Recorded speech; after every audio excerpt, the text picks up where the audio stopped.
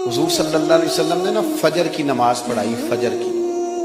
حضور فجر کی نماز پڑھا کے فرمانے لگے بھائی کسی بندے نے روزہ رکھا ہوا ہے؟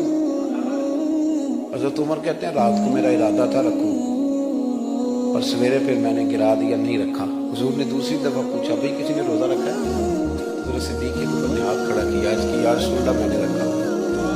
آپ حکم نہ دیتے تو نہ بتاتا، پر روزہ رکھنا بھی آپ نے توجہ دلائی ہے تو حکم بھی آپ کا بتاؤ تو بتا دیے.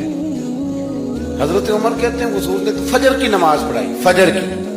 دوسرا سوال پوچھا بھی کسی نے کسی بیمار کی تیمارداری کی ہے؟ تو حضرت عمر کہتے ہیں میں نے فٹافٹ عرض کی یا رسول اللہ ابھی تو نماز فجر پڑھی ہے، اب گھر جائیں گے تو تیمارداری کریں گے. تو حضور نے فرمایا عمر تو ذرا ٹھہر جانا، جلدی نہ کرنا، ٹھہر نہ ذرا، رک تو صحیح. تو حضرت عمر فاروق رضی اللہ تعالیٰ عنہ فرماتے ہیں میں چپ کر گیا. حضور نے فرمایا بتاؤ بھی کسی نے تیمارداری کی ہے؟ تو صدیق اکبر نے ہاتھ کھڑا کیا. عرض کی یا رسول اللہ عبد الرحمن بن عوف رضی اللہ تعالیٰ عنہ 2-3 دن سے نماز پڑھنے نہیں آ رہے. رات میں نے پتہ کرایا تو پتہ چلا بیمار ہے، اور حضور مجھے یہ بھی پتہ ہے وہ میرا یار ہے، مجھے پتہ ہے رات کو جلدی سوچا پر تہجد میں ضرور اٹھتا ہے. تو حضور میں بھی ذرا فجر کے وقت جلدی اٹھا ہوں تو فجر میں آنے سے پہلے عبد الرحمن ابن عوف کی تیمارداری کر کے آیا. حضرت عمر کہتے ہیں میں نہ ہلکا ہلکا ڈھیلا پڑ گیا. حضور نے تیسرا سوال پوچھا، فرمایا کسی نے کسی مسکین کو کھانا کھلایا؟ کھانا کھلایا ہے کسی مسکین کو؟ حضرت سیدنا عمر فاروق کہتے ہیں میں نے پھر عرض کی، میں نے کہا یا رسول اللہ ابھی تو فجر پڑی ہے، گھر جائیں گے کوئی چیز لیں گے تو کھانا کھلائیں گے. تو حضور پھر مسکرائے، فرمایا عمر تو ذرا ٹھہر نہیں جاتا، ذرا ٹھہرنا، ذرا نظارہ تو کرنا، گویا یہ شان صدیق اکبر کا جلسہ ہو رہا ہے، ٹھہرنا. حضور نے پھر پوچھا بھی کسی نے کسی مسکین کو کھانا کھلایا ہے؟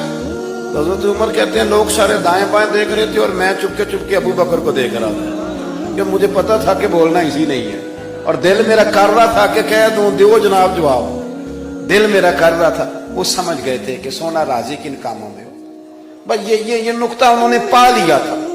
حضور نے فرمایا بتاؤ کسی مسکین کو روٹی کھلائی ہے؟ تو جناب سیدنا صدیق اکبر نے ہاتھ کھڑا کیا. عرض کی یا رسول اللہ سویرے اٹھا ہوں تو چھوٹا بیٹا بھی اٹھ گیا تھا، اور میرے وضو کرتے سنت پڑھتے ماں سے کہنے لگا بھوک لگ رہی ہے، تو ماں نے 2 روٹیاں بھی پکا دی. تو حضور ایک اس نے کھائی، دوسری اس کے ہاتھ میں تھی. جب ہم نکلے ہیں نا گھر سے تو دروازے پہ ایک فقیر کھڑا تھا، مسکین کھڑا تھا، کہہ رہا تھا رات سے کوئی دروازہ کھلنے کا انتظار کر رہا تھا، ابو بکر سب سے پہلے تیرا ہی کھلا ہے. تو حضور میں نا اس مسکین کو ایک روٹی کھلا کے آیا ہوں.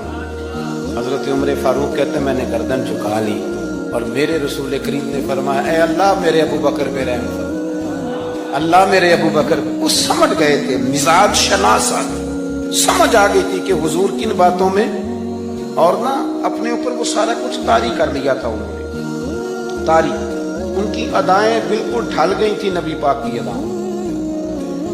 3 دن وہ غار ثور میں رہے تو ہمارے صوفیاء فرماتے ہیں کہ ان پر تجلیاں بھی بڑی محبوب کی معرفت. جب مدینے آئے نا نبی کریم کو لے کے، تو کچھ لوگوں نے حضور کی زیارت کی تھی، کچھ نے نہیں کی تھی. تو کچھ آتے تو نبی پاک کی دستبوسی کر کے بیٹھ جاتے، حضرت ابو بکر سے ہاتھ نہ ملاتے، اور کچھ صرف حضرت ابو بکر سے ہاتھ ملاتے اور حضور سے ہاتھ ہی نہ ملاتے. میری بات پہ توجہ ہے آپ حضرات کی؟ تو کچھ لوگوں کو نا شبہ ہونے لگا، وہ معاذ اللہ سمجھنے لگے کہ شاید یہی اللہ کے رسول ہیں. حضرت صدیق اکبر کی کیوں شبہ ہوا؟ تو ہمارے محدثین فرماتے ہیں کہ ابو بکر صدیق بولتے بھی اس طرح تھے جو میرے نبی پاک کا طریقہ، بیٹھتے بھی اس طرح تھے جو رسول پاک کا طریقہ. کہتے انہوں نے امامہ باندھا ہوا تھا تو جو امامے کا پیچ حضور کا ڈھیلا رہ گیا تھا ان کا بھی ڈھیلا رہ گیا.